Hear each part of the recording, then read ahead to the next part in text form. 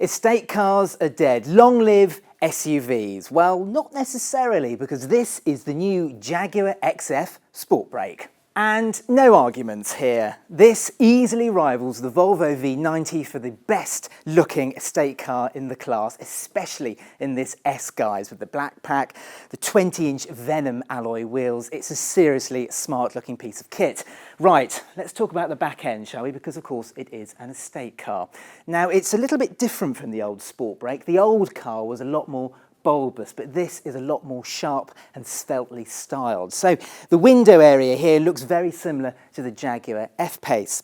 There's also some brand new rear tail lights. On this S model they're a little bit darkened, but there's a new day running light design. I wouldn't be too surprised if you saw these appear on the Jaguar XF Saloon at some point either. Let's lift up the tailgate, electric on this particular version, and it reveals a very large boot. Now, in terms of litres, it's on par with the BMW 5 Series. It's a little bit smaller than the Mercedes E-Class, but that's particularly cavernous in this class. And can you believe it? It's larger than the Volvo V90. Yes, you heard that right. A Jaguar Estate has got a larger boot than a Volvo Estate. So there's 565 litres with the seats up. Folded down, it's 1,700 litres. A quick pub fact for you, you can fit 6,500 tennis balls in there, should you so wish, or one fridge freezer. I think I know what most people are going to be carrying in this boot. Now you can tow up to 2 tons with this car. There's also a gesture tailgate, so you waggle your foot under the rear bumper and the tailgate lifts. And this car has also got Jaguar's activity key. Now, so we first saw this on the Jaguar F-Pace. It allows you, if you're at the beach, for example, to leave the keys in the car and you can lock it and unlock it with this wristband.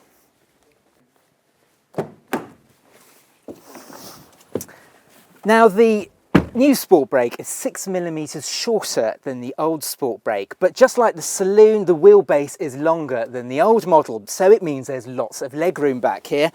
There's a decent amount of space, I'm just over 5'10", and there's a good amount of headroom.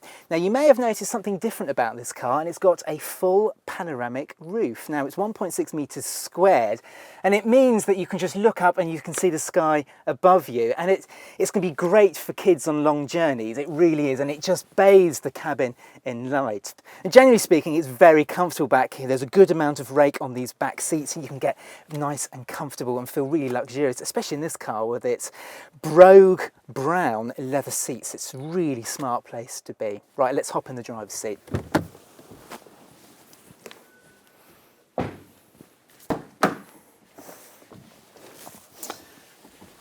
Up front, and as you'd expect, is identical to the Saloon. So it's a very simply designed cabin. It's made from decent enough materials. It's not quite as good as the Mercedes E-Class and the BMW 5 Series, but like I say, it's decent enough.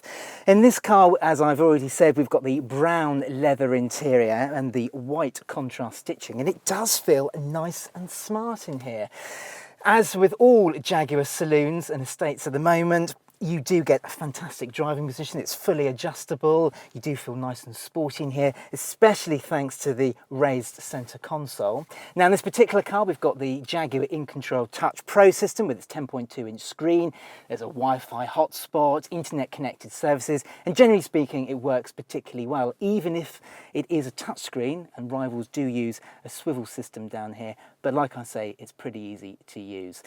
The only real difference up here is the fact that there's more light thanks to that sunroof. In actual fact, the XF Sportbrake debuts a new piece of technology for a Jaguar, and that's gesture control. Now, it's not as in-depth as BMW's system on the 5 Series. There's only one gesture available on this car, and it allows you to sweep your hand backwards. And if you do that, the sun blind goes backwards on the roof. It's quite a cool feature, I have to say.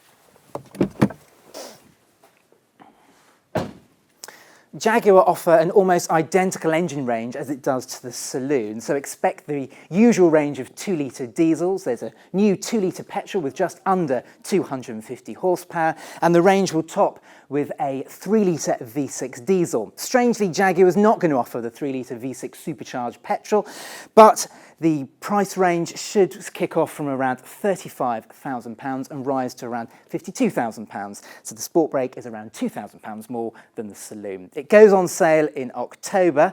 Let us know what you think in the comments section below.